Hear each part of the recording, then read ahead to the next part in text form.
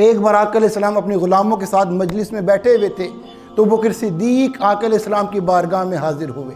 جو آپ کے تہبند کا کپڑا تھا وہ آپ کے گھٹنوں تک سرکا ہوا تھا۔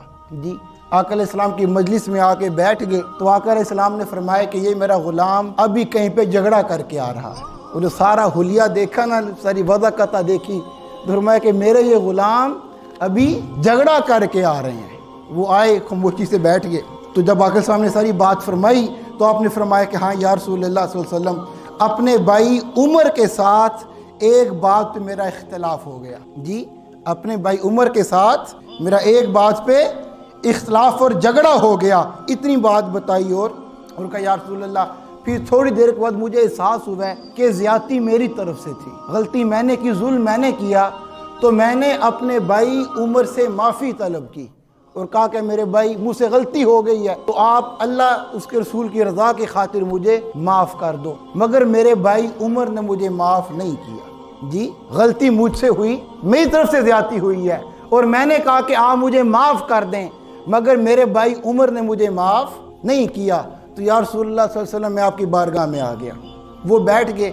اب جب کچھ تھوڑا لمحہ کچھ عرصہ وقت گزرا نا تو عمر فاروق رضی اللہ تعالیٰ عنہ کو اپنے اس عمل پر شرمندگی ہوئی۔ جب شرمندگی ہوئی تو آپ خود چل کے بکر صدیق کے گھر تشریف لے گئے کہ میرے بھائی نے مجھ سے معافی مانگی اور میں نے معاملہ درگزر نہیں کیا، تو خود اس بات پہ ایکسکیوز کرنے کے لیے آپ ابوبکر صدیق رضی اللہ تعالیٰ عنہ کے گھر تشریف لے گئے۔ جا کے دروازہ ناک کیا، پوچھا گیا کون؟ آپ نے فرمایا کہ ابوبکر گھر ہیں۔ ان کا نہیں، گھر تو موجود نہیں ہے۔ جب وہ گھر نہ ملے تو عمر فاروق رضی اللہ تعالیٰ عنہ بھی آقا علیہ السلام کی بارگاہ میں تشریف لے آئے۔ اب جیسے ہی عمر فاروق آقا علیہ السلام کی بارگاہ میں تشریف لائے اور آقا علیہ السلام کی نظر عمر فاروق پر پڑی تو فجال وجہ النبی یتمعر، جس لمحے آقا علیہ السلام کی نظر عمر فاروق کے چہرے پر پڑی، آقا علیہ السلام کے چہرے مبارک کا رنگ متغیر ہو گیا۔ آپ غصہ اور جلال کے اندر آ گئے۔ اب جب آقا علیہ السلام کے یہ چہرے کے ایکسپریشن بدلے اور چہرے پر جلال آیا تو بکر صدیق ڈر گئے۔ حتیٰ اشفق ابو بکر، آقا علیہ السلام کے چہرے کی یہ کیفیت دیکھ کر ابو بکر صدیق ڈر گئے۔ فجس علی رکبتیہ، تو وہ دو زانوں ہو کے سراپا ادب ہو کے آقا علیہ السلام کی بارگاہ میں بیٹھ گئے۔ فقال یا رسول اللہ واللہ انا کنت ازلما، یا رسول اللہ آپ میرے بھائی عمر پر ناراض نہ ہوں، ان پہ خفا نہ ہوں، اللہ رب العزت کی عزت کی قسم میں نے ظلم کیا تھا، میری غلطی تھی، میں خطا پر تھا، عمر فاروق اس میں غلطی نہیں ہے۔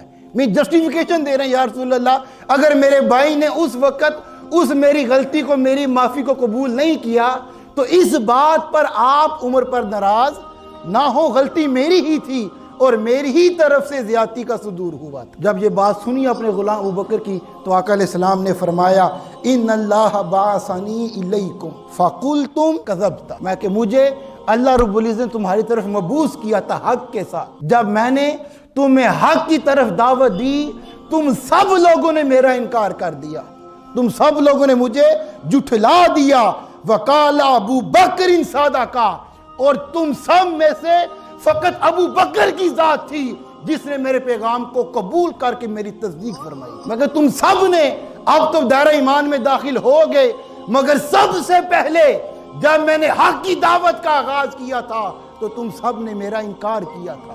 تم سب میں فقط یہ میرا غلام ابو بکر تھا جس نے میری پہلی پکار اور دعوت پر اس حق کے پیغام کو قبول کر لیا۔ وَوَاسَانِي بِنَفْسِهِ وَمَالِهِ، اور فقط اس پیغام کو قبول نہیں کیا، اس پیغام کو قبول کرنے کے بعد اپنی جان اور مال کے ساتھ قربانی بھی پیش کی، وفا بھی کی، اور جب جس محاذ پر اللہ کے دین کو جس قربانی کی ضرورت ہوئی اس میرے غلام نے کسی قربانی سے دریز نہیں کیا۔ ہر مقام پر قربانی میں، وفا میں یہ ہر صف میں سب سے آگے کھڑے نظر آئے۔ فَهَلْ أَنْتُمْ تَارِكُوا لِي صَاحِبِي، کیا تم میرے ساتھ اس میرے غلام کی اس وفا کی وجہ سے، اس دین کے حق میں اس کی اس قربانی کی وجہ سے کیا تم اسے درگزر نہیں کرو گے؟ ناراض ہوئے کہ اس وفا کی وجہ سے اور میری ذات کے ساتھ تعلق کی وجہ سے اس غلام کی طرف سے اگر کوئی زیادتی ہو بھی گئی تھی تو کیا میری نسبت کا اور میرے تعلق کا حیا کرتے ہوئے تم میرے غلام کو، میرے صحابی کو معاف نہیں کر سکتے، اسے درگزر نہیں کر سکتے؟ مرتين، یہ بات 2 بار آقا علیہ السلام نے ناراض ہو کر ارشاد فرمائی کہ سب سے پہلے جب تم لوگوں نے مجھے جھٹلایا تھا، اس میرے غلام نے میری تصدیق کی تھی، اپنی جان اور مال سے میرے ساتھ وفا کا حق ادا کر دیا تھا، تو اس تعلق کا حیا کرتے ہوئے کیا تم اس میرے غلام کے معاملے کو درگزر نہیں کر سکتے تھے؟ جی صحابہ کرام بیان کرتے ہیں کہ اس مجلس اور آقا علیہ السلام کے اس قول کے بعد فما اوذی بعدہا، اس کے بعد کسی معاملے میں ابو بکر کو اذیت نہیں دی گئی۔ وہ جو معاملہ فرماتے، کبھی کسی جگہ پر اپنے بشری تقاضے کی وجہ سے اگر کسی کی حق تلفی بھی کر دیتے، کوئی اذیت، کوئی زیادتی والا معاملہ بھی کر دیتے، تو کوئی بندہ آگے سے جتراتا یا جواب نہیں دیتا تھا۔